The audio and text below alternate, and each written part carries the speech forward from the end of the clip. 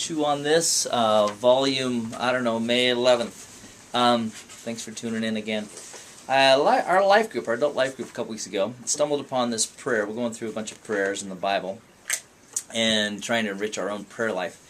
And we looked at this one from Ezra, in Ezra 9, verses 5 through 15.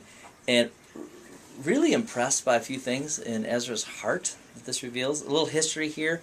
Israel had rebelled against God, and then God saw to it that they were taken into captivity, and then He showed His grace on them once again, and released a remnant to back to rebuild the temple, actually.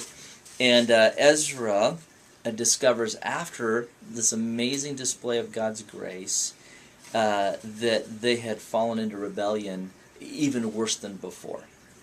And so his prayer is one of just deep brokenness, where he tears his clothes and sits in humility and silence for a long time, and then finally breaks out with this prayer. Verse 6 describes how he's feeling about this. He says, "Oh my God, I am ashamed and embarrassed to lift up my eyes to you."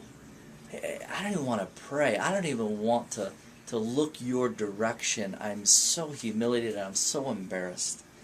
For our sin has risen above our heads. Obviously, you can't stack sin up. You see how high it gets, or how far it goes. So it's hyperbole there, but it's above our head. And he says, our guilt has grown even to the heavens. It's immeasurable. It's unthinkable. It's unbelievable. And I like how he says he wasn't one of the ones in rebellion, but he owns it by saying, our sin. We have done this.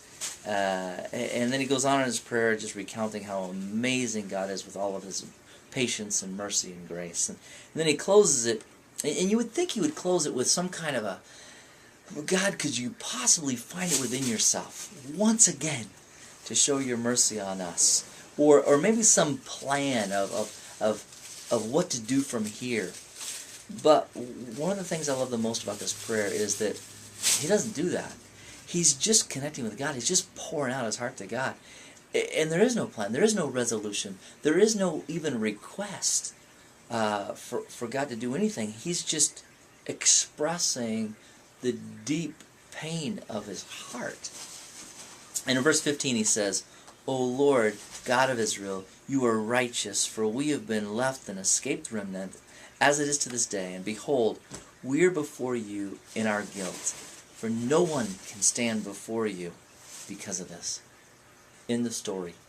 End of prayer. And basically he's saying, I don't have a plan. I don't even expect you to be merciful or gracious anymore. In fact, you almost get the feeling as you read this whole prayer, I hope you don't, God, because we don't deserve it. It would be beneath you. It would be dishonoring to you. I just expect that we're going to be completely wiped out, and I'm ready for it. That's what's rightfully due us. Some good things to think about in our own prayer life. Do we wait to come to God until we've got a plan of how we want Him to act for us?